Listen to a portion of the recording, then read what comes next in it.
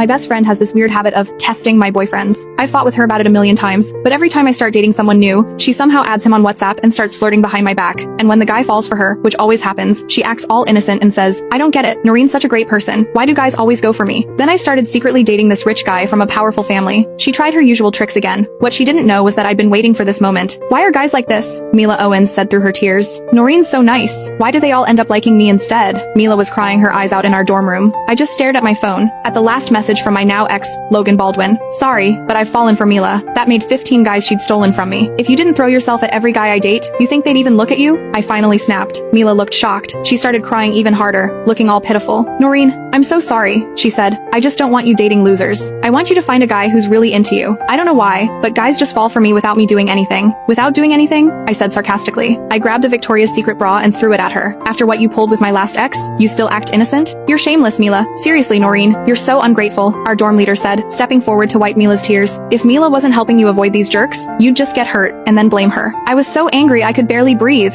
With Mila stealing every guy before I even got attached, I never even had the chance to get my heart broken. But nobody was listening to me anymore. Everyone rushed over to comfort Mila. "Why do you even bother helping her?" someone said. "If she gets played, it's her own fault." "Yeah, you treat her like your best friend, but she doesn't appreciate it," another girl added. Mila kept crying while everyone fussed over her. She looked like some tragic heroine. "Noreen, I'm never testing your boyfriends again." "Good luck," Mila declared. Before I could say anything, my phone rang. I answered on speaker, and this deep, sexy voice filled the room. "You ready, baby? I'm waiting downstairs." Suddenly, Mila stopped crying and her eyes lit up. "Okay, coming down now," I said. I hung up, glared at Mila, and headed for the door. "Wait, did you get a new boyfriend already?" Mila called out, grabbing my arm. "What's it to you?" I snapped. "But you just broke up with Logan." I gave her a cold look. "He was done the second he added you on WhatsApp. If you like guys who can't stay faithful, he's all yours." I threw my new designer bag over my shoulder, a gift from Samson Newburn, and walked out. "Wait," Mila yelled, snatching my phone before I could stop her. "What the hell?" I reached for it, but she dodged and started scrolling through my calls. She pulled out some flyer and matched Samson's number to it. Her eyes went wide. "Samson Newburn? Noreen, are you dating the Samson Newburn, the golden boy of the capital's elite?" Mila gasped. I went out of my way to find a guy with standards so high that Mila couldn't steal him. After losing 15 boyfriends, I was terrified. A guy who'd seen it all wouldn't fall for Mila's tricks.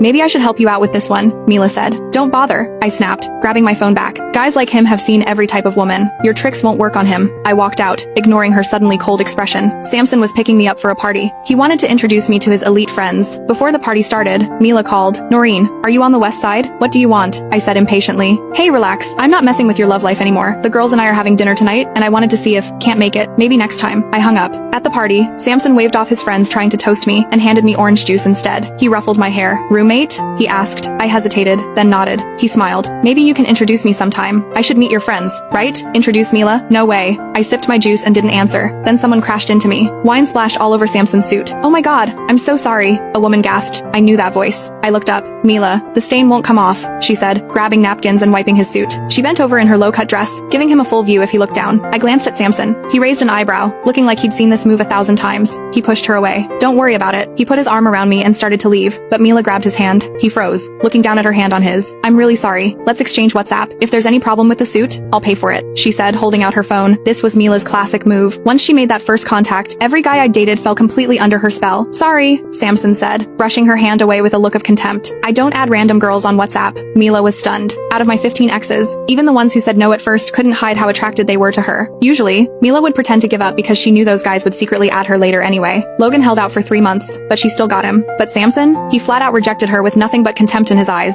He put his arm around me and walked away without looking back. "Now that you've met my friends, how about meeting my parents next?" he said. "They can't wait to meet you." I smiled, loud enough for Mila to hear. "Sure, I'd love to meet your parents." I thought I'd finally found a boyfriend who wasn't swayed by looks, but when I walked into Samson's house and saw him cutting fruit for Mila, I was completely floored. "You cut it too big. My mouth is tiny. I can't eat this." Mila pouted, refusing the watermelon. When Samson saw me, he set the plate down and walked over. "We're working on a deal with the Owens family, so she stops by sometimes," he explained. Mila took a tiny bite of watermelon and looked at us with this sultry expression. I didn't say anything. Samson sighed, put his arm around me, and turned to Mila, his voice flat. "My girlfriend's here, so I'm done entertaining you. If you need anything, ask Daisy." He led me upstairs, ignoring Mila's annoyed look. Once we were in the bedroom with the door closed, he sighed deeply. "Noreen, I had no idea she was the Owens family's daughter. This deal is really important, and my parents want me to treat her well. I have no choice." I sighed. "It's okay. You." His phone chimed with a WhatsApp notification. Samson pulled out his phone. I immediately recognized Mila's ID. "You added her on WhatsApp?" I demanded, shocked. He looked uncomfortable. "Noreen, my parents were right there when she asked." I couldn't say no. I said nothing. He immediately opened Mila's chat, set it to do not disturb, and showed me. "Don't worry, Noreen. Nothing's happening between us. Look, Look, I've already muted her. Seeing him usually so composed now, flustered like a kid, I couldn't help but smile. Alright, he still looked upset and pulled me into a tight hug. Don't worry, Noreen, you're the one I want to marry. Once we meet my parents and finalize everything, we'll get married right away. But all I could think about was him cutting watermelon for Mila. No matter what I did, I couldn't shake the uneasy feeling. Still, I hugged him back and whispered, okay. After that, Samson didn't really talk to Mila anymore. Mila had never dealt with a guy like him before. It only made her more interested. She even started showing up at our hangouts, always trying to insert herself. Whenever we were with friends, Samson would have his hand on my waist, looking totally bored. Overseas distribution? That's not even hard, Mila said, swirling her wine glass confidently. She'd overheard the rich kids talking about business problems. I noticed Samson watching her. I majored in economics, and when I studied abroad, I made friends who are experts in this field. If you want, I can connect you, Mila said, looking directly at Samson. I noticed Samson stopped drinking mid-sip. He was interested. His dad had just given him a company to run, and he was struggling with the overseas distribution part. If he screwed this up, it would hurt his reputation as the heir. Really? And who are these friends, Miss Owens? Samson asked. His voice was smooth and inviting. I froze and looked at him. Noreen, this is really important to me. I need her help, Samson said. He let go of me, looking apologetic. But trust me, it's strictly business.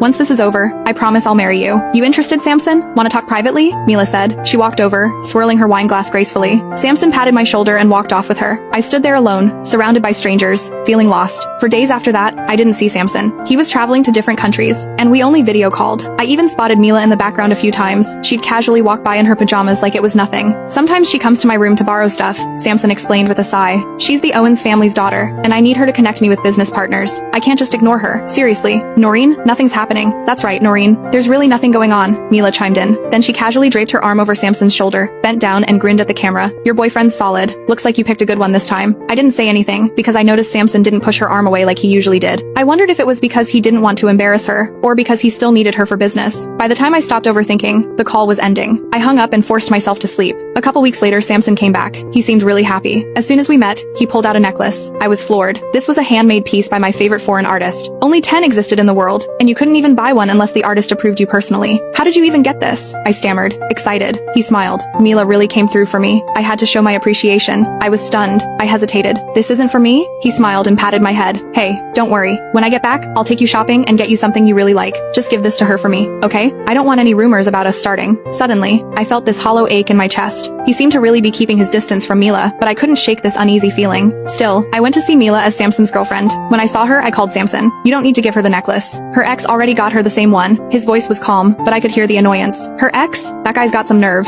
I watched Logan, my ex who I knew too well, arguing with Mila. I let out a bitter, jealous laugh. It's my ex. He fell for Mila, but she's interested in someone else now, so she's not into him anymore. Samson didn't catch the jealousy in my voice. He just scoffed, sounding a little smug. So that guy went out of his way to get the same necklace, thinking he could win Mila over? I stayed quiet. He probably didn't even notice he sounded exactly like a guy staking his claim. You're at Union Cafe, right? I see you, Samson said. I froze. I turned and saw a Rolls-Royce pull up. The door opened, and Samson strode over. He immediately saw Logan and Mila arguing through the glass. He also noticed the identical necklace Logan was trying to give Mila.